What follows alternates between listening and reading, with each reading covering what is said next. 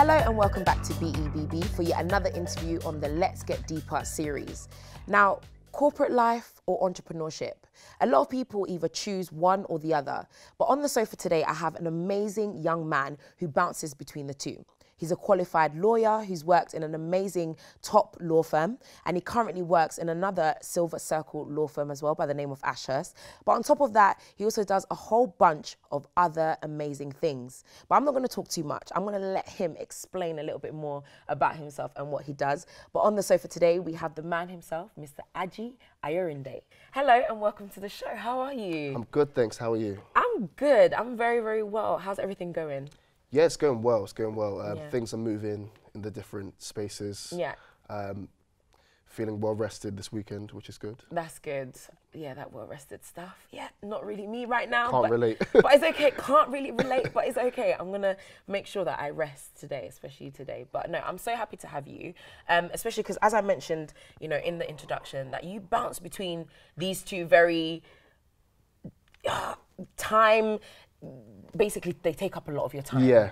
And you bounce between the two. How you do them, I do not know, but we're going to go into that a little bit, you know, later on. Yeah. But first, let's start off with your career in law, okay? Yeah. Tell us a little bit about that.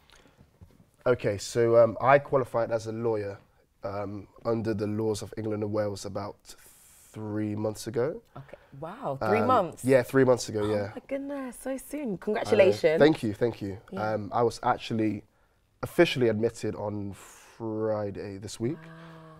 Wow. But I've been practicing since the start of October. So I work, like you said, I work at a firm called Ashurst. So I'm a derivatives lawyer. For those that don't know, basically what a derivative is it's a financial product that derives its value from an underlying asset. So that asset could be anything. So you could take this cup, you can make a financial product out of it, and you could make that tradable. Okay. Either like on an exchange or through a direct contract with another party. So what I do is I kind of get involved with the legal aspects around that. So drafting the contracts, doing the legal opinions, because if a party is going into a contract with another party, they want to know that in the event of things going wrong, something going wrong, that they'll be able to rely on certain things within the contract. So kind of as part of the contract, you also have legal opinions, just to kind of back up what's being said and what's being agreed between the parties. So yeah, that's what I do on like a legal basis. Yeah. Also get involved with a few pro bono things as well. So pro bono is basically like free legal advice or advice for more of a social, with more of a social element to it. I'm so glad, by the way, that you're actually explaining these terms. I'm trying because to, I'm really here. I'm like, yeah, and I'm so sure that a lot of people will be listening and be like, yeah, I don't really know what this means, but I'm so glad that you're explaining everything. So pro bono. Yeah, so pro bono is basically like law providing legal advice for more of a social, with more of a social element to it. So not necessarily just only reserving your legal advice for people that can afford to pay the Silver Circle fees. Okay. So that might be going to like a legal advice center, or that might be what I'm doing now, which is some like Africa related stuff. Okay. So I can't really talk about that yet, but okay. These are some like exclusive. It's coming soon. It's coming secret. soon. Yeah. Okay. Amazing. But even that, so it's interesting that you say that the whole like bouncing between things, because it's only. So I made a decision quite recently to like merge the different aspects of my personal brand. And I feel that doors are opening between or within the different spheres as a result of that. So this pro bono thing came about as a result of me posting on LinkedIn about something related to the business, which had an Africa aspect. Right, let's actually talk about that. Yeah. So we've heard, obviously, there's the law aspect. You've been doing that for, you know, quite a few years, obviously, to become a qualified lawyer. You work for. How many years did you study, or did you work for? So, so I did my personal statement when I was 16. So that was the first step. From there, obviously, like the 2 years of A levels, you need to get the grades. Right. What did you study at A level, by the way? I did English Lit, Maths and Economics. Oh, wow. Really good mix. Really, really good mix. Yeah, I wanted to do maths. Like, if I'm being honest, like maths was always my thing. So like, if I didn't do law, it would have been maths. Okay. I just decided, you know what, law, this is what I want to do. So yeah, did English Lit and Economics and Maths and Economics at A level. Then I studied at Queen Mary University, did LLB law, so straight law degree for 3 years. Then I did what they call the LPC, so the legal practice course. Okay, yeah. Because the firm that I trained at are part of this consortium that require you to do it in 6 months, so they make you do what they call the accelerated LPC. Oh, wow. So it's a condensed version. And the idea is it's supposed to be more tailored to what you'll need to work in the city. Okay. So they strip out certain things and then add other things that are more like corporate or financial or finance based. So I did that in 6 months, and that kind of helped to prepare me for corporate life because it's so condensed, you have to treat it like a full-time job to do well. Okay. So you're in every day from 9 till 6 Wow. for 6 months, as opposed to like having gaps between lectures and things. So did that for 6 months. It's actually quite brutal. It's like at that stage, I can imagine. It sounds really intense. really intense. And if you fail one exam, you lose your training contract. What? There So were- in that entire There were 6 seven months, people who lost their training contracts on that course. Yeah, because they literally they failed one exam. test. One exam, yeah. Wow, So it's a bit mad. that is insane. And then after that, you've got the 2-year training contract as well. Okay. So did that, and then I spent my last 6 months working at Goldman Sachs, who are a client of the firm that I trained at, and that's when my interest in derivatives really came about and really developed. And that's when the Ashurst opportunity also arose, and it kind of confirmed to me that that's the kind of work I wanted to do. And for me, like the kind of work was kind of more important than anything. So that's the reason why I decided to accept that Ashurst offer on qualification. Yeah, and so that's where you're at now. That's where I'm at now, and yeah. Yeah, so the journey has been quite a strenuous one, It a hard has, one, my an God, like, intense one. It's been intense. Like I can't lie. Even as a student, I didn't really have. Obviously, like I went through certain periods of uncertainty, but because I had my grad job offer as of the end of second year, I didn't really have the same level of uncertainty that a lot of graduates go through. So it wasn't really until like my last 8-9 months of my training contract where I was like, okay, I don't actually have a job secured. Wow. Yeah. That was when it was like, okay, now I need to like really think about what I want to do. And that was when I really felt that kind of uncertainty that a lot of people go through. And like I leaned on God a lot. I can't lie to you. I leaned on God a lot during that time. And that's why I'm so grateful about where I am now. So throughout that time, obviously, like you mentioned, I've got other things that I'm doing as well. And I kind of thought that at that time, that was what I would end up doing. But I had this interview at this great firm, and I'd done like a lot of preparation for it. But of the things that I was kind of like thinking about doing after I qualified, this was the thing that materialized the quickest. So for me, that was like God's way of saying, your time in corporate is not up yet. This is what. Okay, right. Let's talk about that, because before we get too far into that conversation. So, I've mentioned that you do a couple of other things. Yeah. One of which is you are the co-founder, if I'm correct, of the Law Collective. Yes. Which has been running for about 3 years now. Yes, that's 3 years correct. now. And then there's also the ETA Care Solutions, if that's still correct. And then there's Made in Africa. Now, these are 3 different, they sound, pretty separate and pretty different. You have mentioned how they all come together, but can you tell us about them individually and how those different things came about? Let's start with ETA Care Solutions. Tell us a little bit about that and how that came about. Okay, so that is a family business, which is run by my mum. So I kind of helped her set that up. Basically what it is a private healthcare provider that operates across like South Leicestershire, North Warwickshire and Northamptonshire, and they're expanding across the Midlands. That for me was really important to be involved with the whole setting up process for that, because that's what kind of reinvigorated my entrepreneurial spark. So I've always been quite entrepreneurial. I mean, when I was at university, in my first year, I didn't have a student loan because on my first year, I was I was club promoting, and that's what funded my living expenses pretty much. So just promoting. So did you not get a student loan because you didn't want to? No, because I didn't need to, because like I made enough money from doing that. So you were making enough money as a promoter to fund your university? Not everything. experience. Like obviously, like I had help from my parents as well, but I mean like there were certain things that I didn't need to do or even consider because of the fact that I had enough money coming in from those sources. Yeah. And also, like, if you think about it, at university, especially the first year or so, a lot of it is based around the social life. So no, it was good because it kind of allowed me to turn my social outings into like entrepreneurial ventures, and it allowed me to kind of stay ahead of the curve, so to speak. So yeah, no, it was good, and it's something that I actually spoke about at my law firm interviews. So they asked.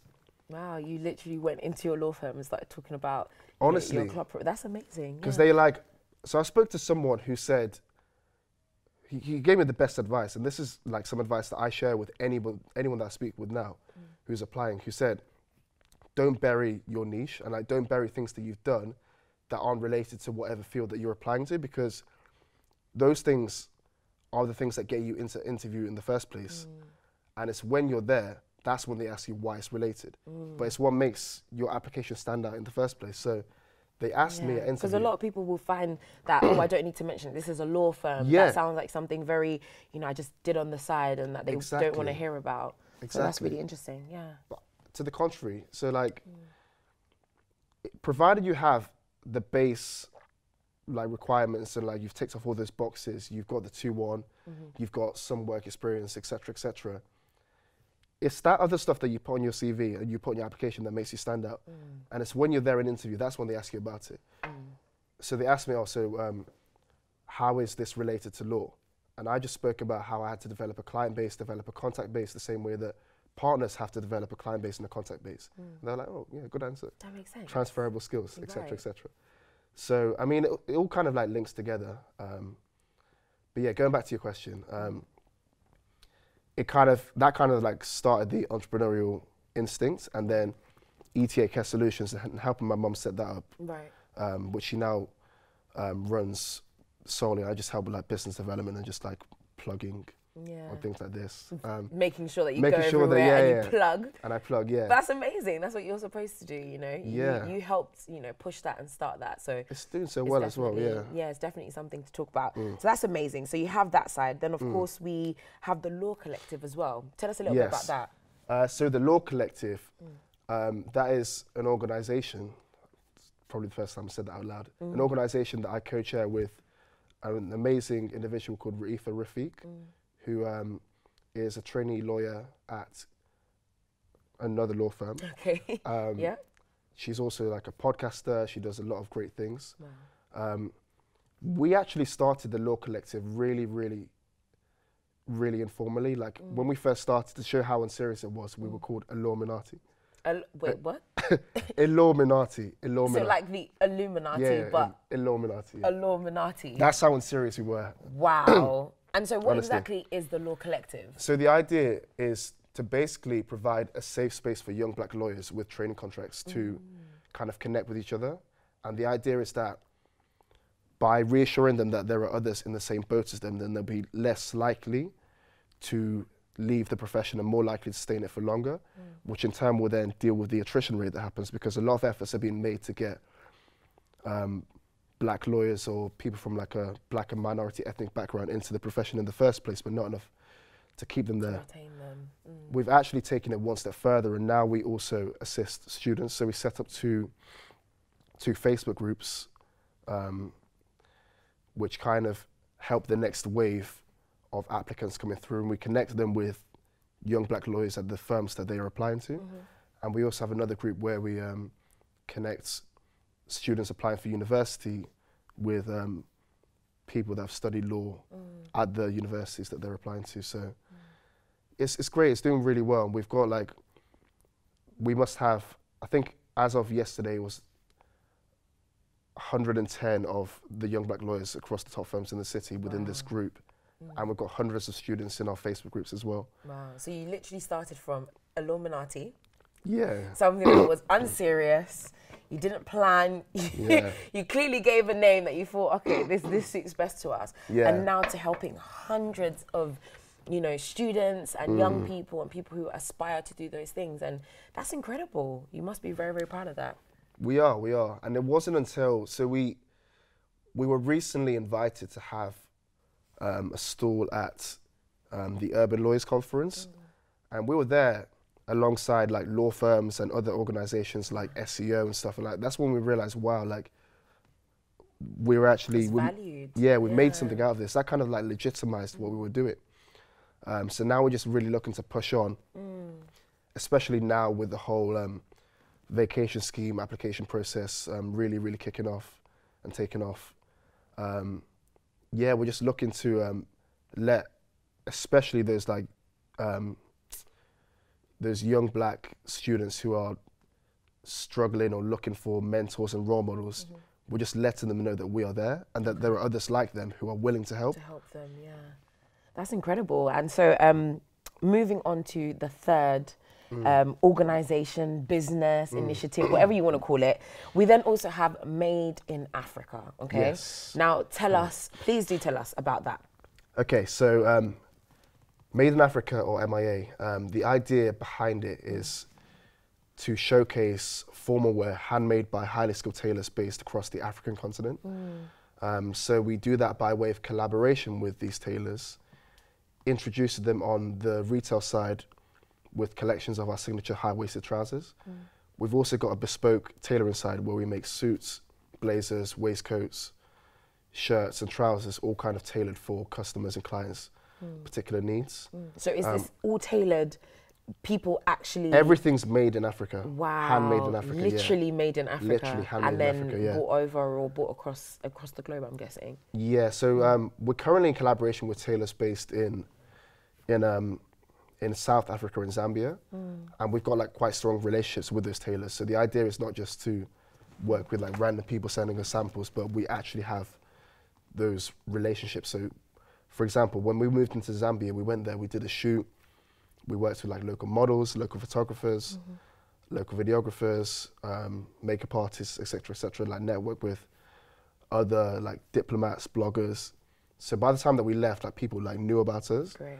And we developed those connections, which kind of feeds into what the actual long-term plan for MIA is. So we're actually in the process of building an app. And the idea is not only to have like customers and clients be connected with these tailors and these products that we're making, but also to connect brands and businesses with this network of creatives that we're curated from across the continent. So if someone wants to work with or being put in touch with like a makeup artist in Sudan or like a photographer in Ethiopia, like we would be the same people to do that. That's amazing. All through this one app. All through this one app. Wow. So like we're trying to make it more than just a brand. That's why if anyone, or if I ever talk about MIA, like the rhetoric that I use is quite, to me, is quite important. I'd never just call it a line, because it's more than just a clothing line. So yes, we have things like these sweatpants are from the brand. Oh wow. Okay. Definitely plugging, because yeah. You really came and you were like, I'm gonna wear the clothes and I'm gonna make sure I plug everything. I love it. I love it. You need to believe in your brand so much that you wear it and you plug it everywhere. It's true. Like that's the thing. It mainly started just because like I was trying to like deal with issues that I had myself with the way that trousers were designed. So I found that there was always this trade-off between a proper waist fit and appropriate thigh room. So that was like initially what started the whole thing. So then I got a few tailored trousers. Right. Okay. And I got a fully tailored suit myself for work from this initial co-founding tailor in South Africa. And it just kind of expanded from there. And then we brought on board another tailor. Like now the long-term plan in terms of tailors is to be in collaboration with at least one tailor in every African country, which is it's a big plan. And I know that things might change along the way, but it's a big plan, but it's definitely not impossible. It's not impossible. Definitely not. And it gives direction to what we're doing. Yeah, no, I love the sound of that. It honestly sounds so incredible and so amazing. And the sound of an app, just having an app where in one space you can connect with all these different people sounds really smart. And I wish I came up with that idea, but damn it, I didn't. So I'll give it to you this time. So that's totally fine. But one thing that I did have to ask you is why particularly as well, obviously just sticking with the Made in Africa stuff, why particularly Africa? I'm guessing obviously you're Nigerian, yes, right? So of Nigerian heritage, but why particularly Africa? Why did you find it important for you to say, yeah, we're gonna go and make this stuff? Because I'm so sure that there's loads of people here, even some from the diaspora themselves, who are able to tailor, to create, to do whatever it is, but you were very focused on making sure you kind of went back to Africa. Why is that? So the main thing that we're trying to do is we're trying to empower those people on the ground. So we're looking to empower those tailors. So taking like a slogan from an organization who I've recently gotten to know, and I was fortunate enough to attend the launch event that they held at the European Commission following or further to having the brand. We are trying to empower Africa through trade, not aid. Okay. Oh, I really like that clarification. We're trying to empower Africa through trade, not aid. So, what's the difference? What so do you believe the difference is? we don't believe really that there should necessarily be. They don't have to be mutually exclusive. So you don't have to completely give up on the fact that, or give up on certain countries in Africa receiving aid and stuff, because the tailors themselves, they are brands themselves, they're businesses in themselves. By seeing those as potential business partners, the idea is that there's more chance of empowering them in the process of like working together than would be the case if you just keep on handing them money. Right. So it's about, you know, and I've had this conversation with a couple of people before actually, so more about a sustainable development that can be essentially to be sustained within themselves, within the communities, within their own people, rather than just receiving an aid. Exactly, and they've got all these skills. A lot of them are like, that's why we always, whenever we speak about the tailors, we always refer to them as highly skilled tailors, because we want people to know that just because you're going to Africa doesn't mean you're getting a less or a lower quality product. In fact, quite often it's better quality, because in Africa, at least in a lot of the different markets, the fashion markets in Africa, tailoring is the default. So if you want to get anything made, or you want to buy anything, like you don't, like obviously like now you have like more of the retail stores like kind of infiltrating, but the default for a number of years has been tailoring. So we're trying to show that, at least through the lens of tailoring, we're trying to show the kind of skills that these people in Africa have. And we're showing that they can compete with people based here in the Western world on their own terms, and not necessarily them having to be based here in order to show that they are as good as the people that are also based here. Yeah, I really like that, and I honestly, I could listen to you talk about that for a really, really long time, but obviously I wanted you to break down the different things that you do, just because I find them also interesting. The fact that you are involved in all of these different things, I think is so incredible, to show that you can be interested. You don't have to necessarily have one narrow, though that's not bad, you know, if that you have one particular focus, that's totally fine, but you don't have to have one narrow focus. But I guess for a lot of people, they kind of think, how on earth am I even going to have the time to dedicate to all of these different things? Please tell us how you do it. How do you dedicate the time? Oh, and before I even go on, in your little Instagram bio, we also saw that you happen to be a power lifter. Is this true? Would you claim yourself as a power lifter? I would. So yesterday was my second competition, so I would. You were in an actual competition? Yeah, yesterday. It went well. Like I'd say it went well. Like considering I don't, obviously like with all this other stuff I'm doing and the hours that I work, like most days I leave on the last tube home from work most days. So we're talking like 11, midnight? 11, 12, yeah. Monday to Friday? Monday to Friday, yeah. Wow. So like obviously like with that, it means that I've got a bit less time for gym, but I just need to make sure I'm really disciplined. Right. So yeah, really, really happy with my performance yesterday. I'm looking to take it a little bit more seriously, so I managed to deadlift 240 kg, which I'm very I'm quite happy about. Oh my God, that is insane. But yeah, like with that, I mean, like I've gotten to like a stage with powerlifting where I've got my numbers very high with no training or like little to no training. Okay. So like now I could really push on and like, it's not like something that I enjoy it. Like I find it fun. Okay. And it kind of gives... fun just carrying, 240 kg on a normal day. That's so much fun. Yeah, it sounds like fun. It's good because it kind of gives some purpose to going to the gym. Like I'm not just going to the gym and just like aimlessly trying to stay in shape, because if I'm being honest, like I could do a bare minimum and stay in shape. It kind of gives you something to work towards, like something to build. So yeah, like I'm looking, at least with that, to just kind of see where it takes me. But I'm so confused. How you're still not answering the question, because how on earth? So Monday to Friday, you work at a law firm, an incredible one as that at that. So the work is not, you're not just getting little easy bits of work. No, it's going to be quite intense. It's going to be a lot of hard work, a lot of responsibility. You sometimes finish work at 11, maybe midnight, get the last train home. But then you also have these three, obviously you said that you're the one that your mum's now running. Not as much input, but you still obviously work alongside it. 3 organizations, powerlifter. I'm sorry, but this is not really making sense to me. How? Okay, so with MIA, like I made a decision once I qualified to take a step back from day-to-day involvement. Okay, right. So we've got management. So our manager is the person that runs things day to day. So Mariam is her name. And she's great. She's a stylist. She's like very well plugged in within the industry. So if she's got a shoot during the week, then she'll just like take our stuff and shoot with that. My like involvement in terms of like day-to-day stuff really is just like strategy and going to events, which is quite nice.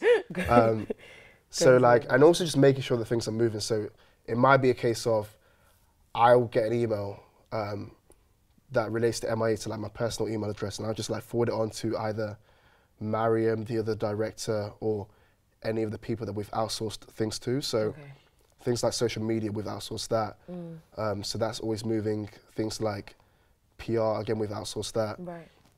Accountancy, again, outsourced. So I'm not, like, my focus during the week is law. And for me, like, that was like really, really important to be seen, to not be involved with MIA, because I didn't want anyone to like question my commitment. Yeah. Okay. So you have people there that, like you said, so you've got other directors, you've got people that you're working with. So essentially, being able to have people that you assuming that you know and that you trust, to work alongside you and to kind of designate roles and jobs, etc. Exactly. So they're the ones that, like, my main role is just making sure that things keep on moving forward, and that everyone else is doing what they're supposed, or what they said they're going to be doing. Yeah, okay, that makes a lot more sense, yeah. Yeah, and then the Law Collective, it kind of feeds into law anyway, so there's a lot more, in terms of synergies, like there's a lot more overlap there.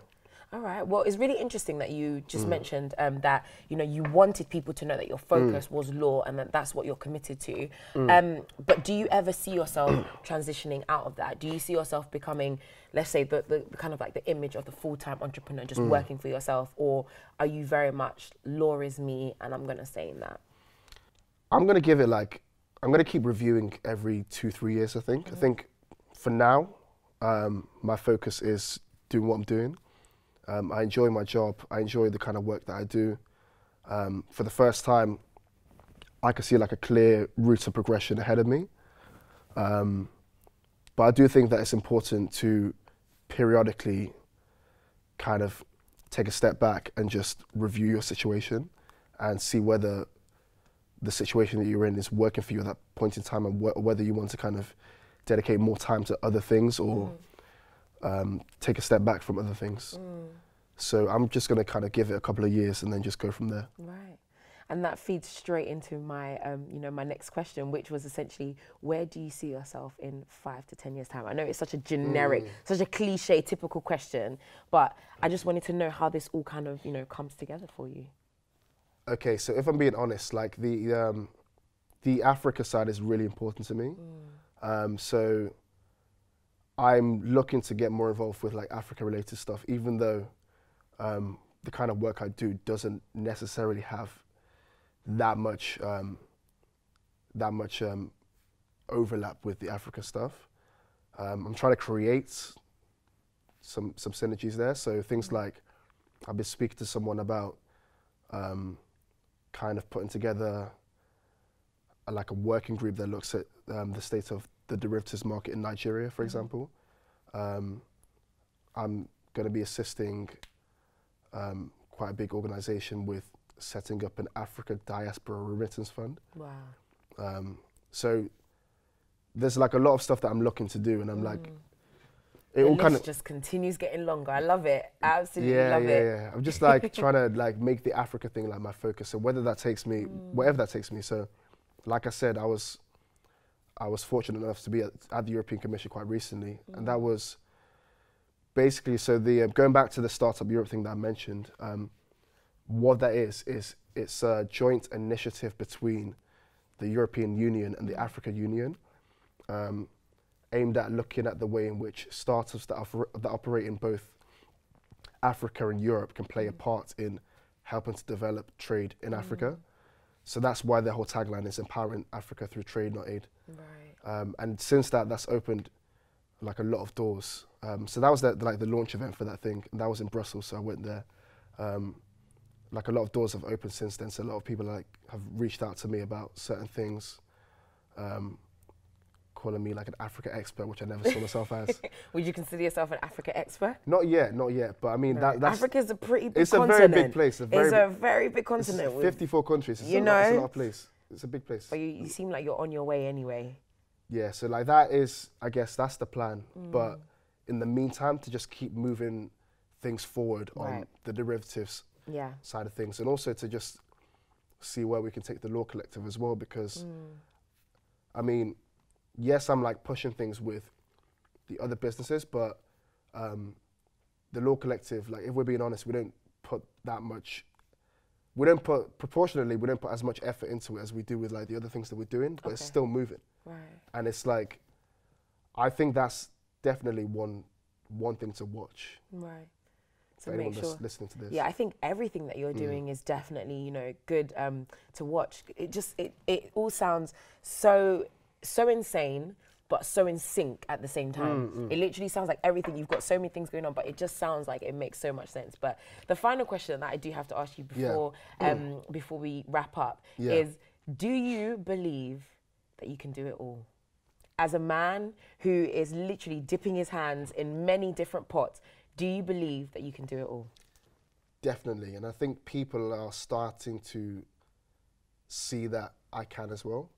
I think for me, the biggest or the best thing about kind of doing all this stuff and like moving things forward and starting to see some success is that now I feel like I've earned the respect of a very conservative legal industry, because I've managed to secure this job. I managed to move forward with the law stuff, whilst also moving the other things forward. So things like us like working with Broderick Hunter, things like us being at the European Commission. So people are seeing that things are moving, even though I'm still managing to move things forward with law.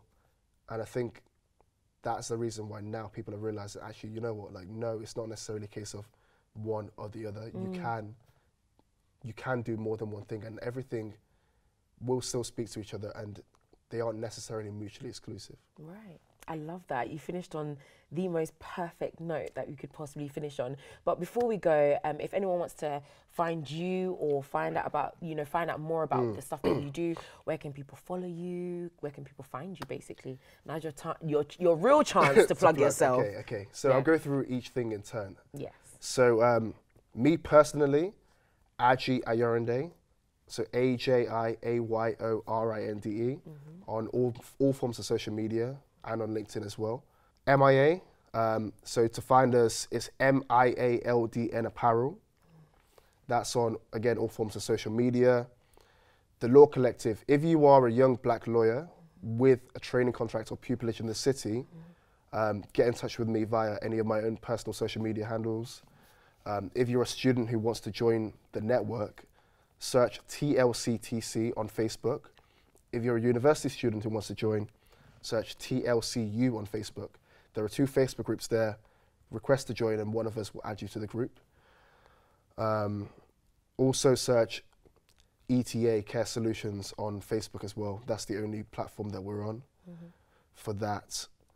And I think that's it. Thank you so much for joining us today. Honestly, Thank you've been you. such a pleasure to speak to. It's been amazing hearing all the different things that you do. And I'm sure that everything is going to continue going on an upward climb. So I'm really excited to see everything that, that you have coming up in the future as well.